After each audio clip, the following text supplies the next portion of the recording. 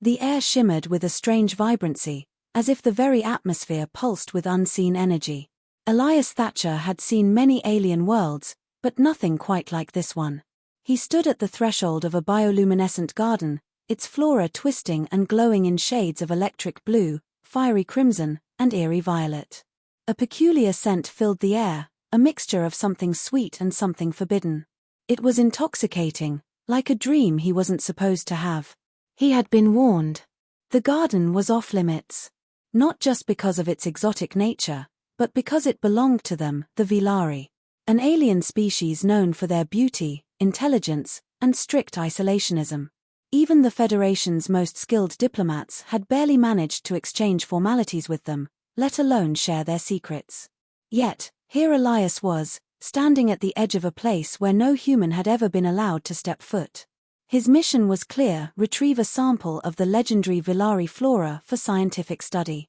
Officially, it was for medical research, an attempt to find new compounds that could revolutionize human medicine. Unofficially, Elias knew the Federation wanted to understand the Vaelari better, to decipher their strengths and weaknesses. It was espionage, wrapped in a noble cause. He should have felt guilty, but the excitement drowned out any moral hesitation. He took a step forward, his boots crunching against a moss-like substance that glowed faintly under his weight. The moment his foot touched the ground, the garden responded. Tendrils of vine curled ever so slightly, petals quivered, and the air thickened as if the garden itself had noticed his presence. He hesitated. Maybe this wasn't a good idea. Maybe. A soft hum filled the air. It was barely perceptible at first, more felt than heard. Then, it grew louder, resonating in his chest like an ancient song whispering to his very bones. He turned swiftly, expecting to see some kind of Vaelari guardian. Instead, he saw her. She stood amidst the glowing flora, her emerald skin reflecting the bioluminescence like a living jewel. Her eyes, pools of shifting gold, locked onto his with an intensity that made his breath hitch. Long, dark tendrils of what resembled hair cascaded down her shoulders, interwoven with tiny luminescent orbs. She was breathtaking in a way that transcended species, a creature crafted by the universe's most artistic whims. For a moment, neither moved. Then, she tilted her head slightly, curiosity dancing across her features. "You are not supposed to be here," she said, her voice like a melody woven with silk and mystery. Elias swallowed hard, scrambling for a response. I was just exploring." Her lips curved into something between amusement and skepticism. "A human explorer? How audacious. Do you not fear the consequences of trespassing?" He should have. But something about her presence made it impossible to focus on the danger. Curiosity is a human trait. Sometimes it gets us into trouble. She took a step closer, and the garden responded to her as if she were its heartbeat.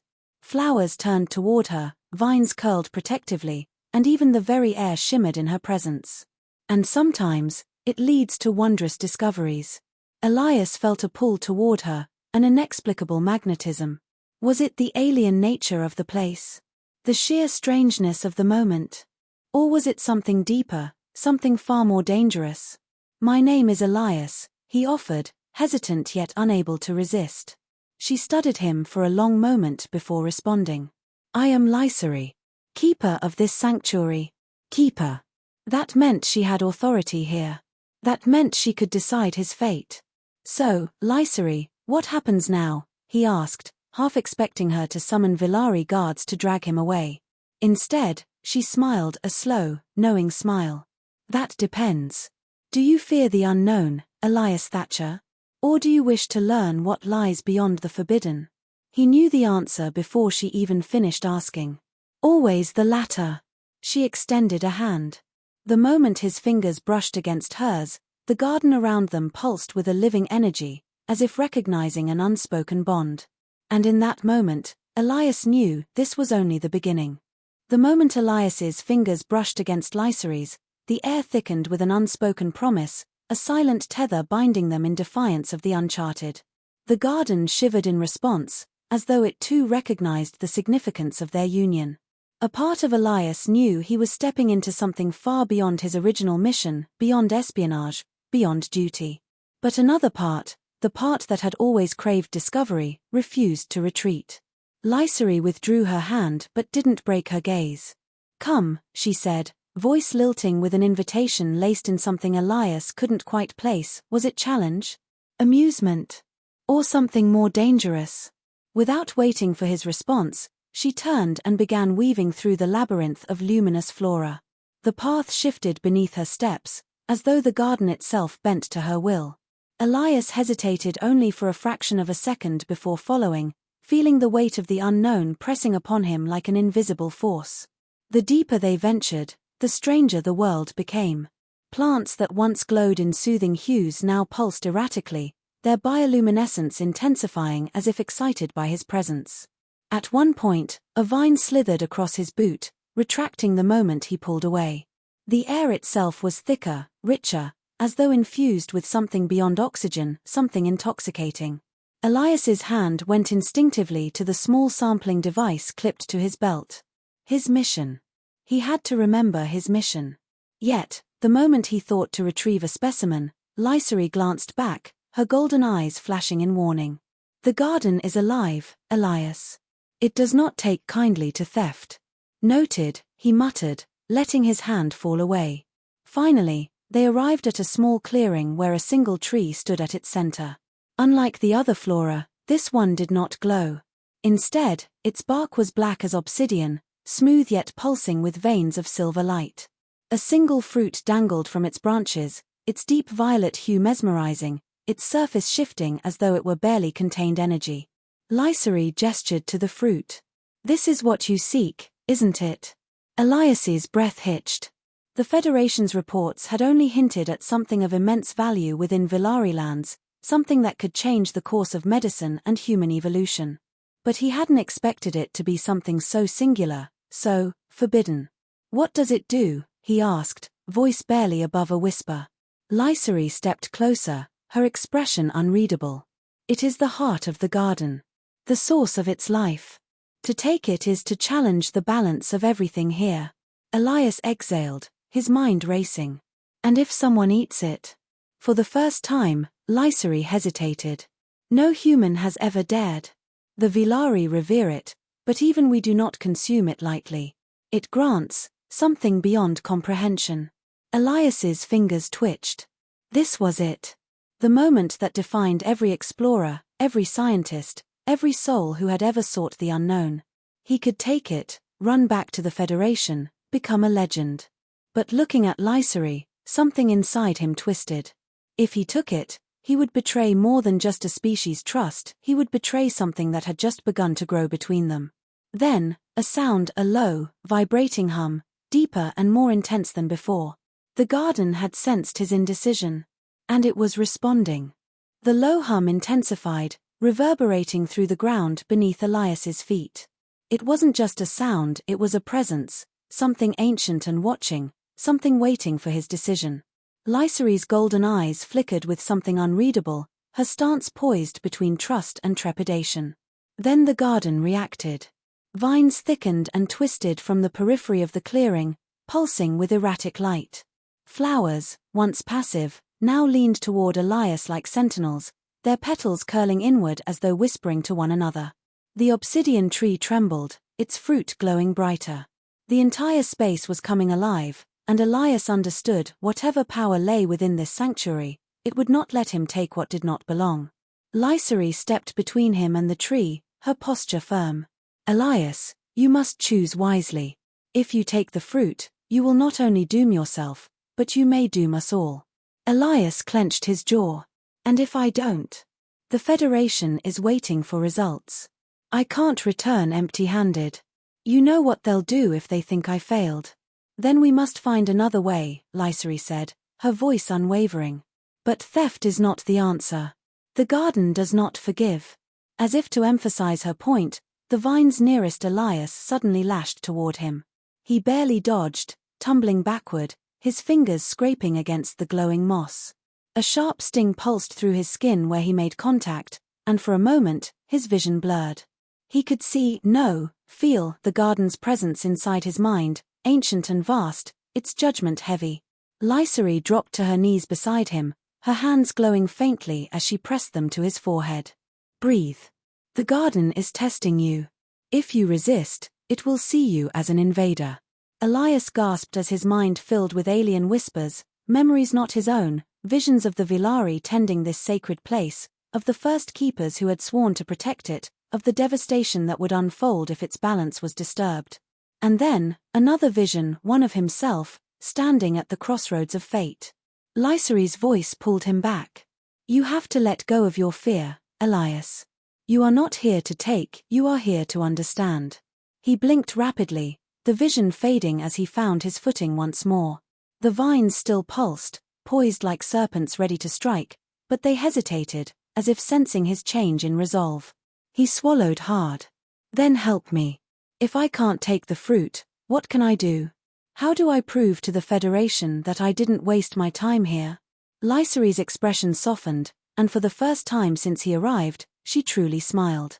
There is another way.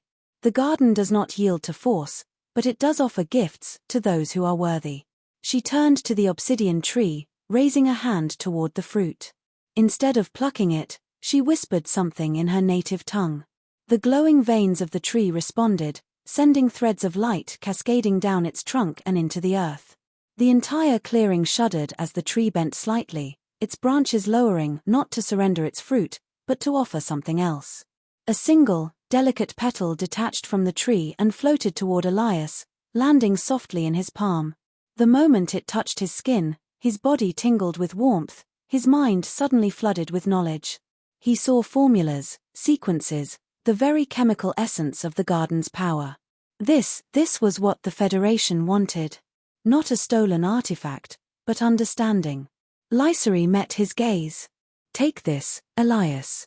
Return with knowledge, not conquest. Elias's fingers closed around the petal.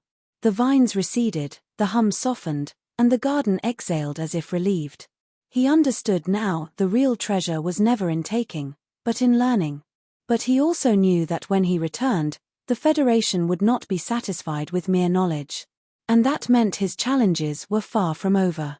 Elias stood at the threshold of the Vaelari garden, the luminous petal still cradled in his palm. The whispers of the garden had faded, and the vines had withdrawn, no longer seeing him as an intruder. Lysari remained beside him, her golden eyes searching his face for the truth of his decision. What happens now? Elias asked, his voice quiet, as if speaking too loudly would shatter the fragile peace they had reached. Lysari gave him a knowing smile. Now, you must decide how to return to your world. Will you uphold your duty to the Federation, or will you honor what you have learned here? He exhaled slowly, glancing down at the delicate petal. It contained the very knowledge his superiors sought, the composition of the garden's mysterious power. A gift of understanding, freely given. But he also knew the Federation. They wouldn't settle for knowledge alone. If he returned, they would demand more. They would send more explorers, more scientists, and eventually, they would send those who wouldn't ask for permission before taking. Lysari touched his arm gently. You fear what comes next. I do, he admitted. I've spent my life chasing discovery, but I never asked myself if I was ready for what came after. She tilted her head slightly, considering his words. Perhaps that is the true purpose of discovery, not to claim, not to conquer, but to change the ones who seek it. Elias felt something shift within him. He had come here under orders, a man sent to retrieve something valuable, something the Federation could use. But now, standing in the presence of something far greater than himself, he realized that true knowledge wasn't about possession. It was about understanding. Then I can't go back, he said at last, meeting Lysari's gaze. Not the way they expect me to. Lysari nodded, as if she had already known this would be his choice. Then stay. Learn what the garden wishes to teach. Help protect it, rather than betray it. A part of him still wrestled with the decision. Could he abandon everything he knew? Could he leave behind the world that had shaped him? The Federation would send others, with or without him, but maybe, just maybe, his presence here could serve as a bridge, as a warning, as a guardian. He looked around the garden once more, now seeing it not as a mission, but as a responsibility. I'll stay, he said, the certainty settling deep into his bones. Lysari's smile was radiant. Then you have chosen wisely. As the garden pulsed with life around them, Elias knew he had found something greater than discovery. He had found purpose. The Federation would move on without him, always seeking, always taking. But he would remain, ensuring that the garden's balance endured, that its secrets remained protected, that its wisdom was shared only with those who proved themselves worthy. The garden had changed him, and in return, he would change the way humanity approached the unknown. And for the first time in his life, Elias Thatcher wasn't just an explorer. He was a guardian.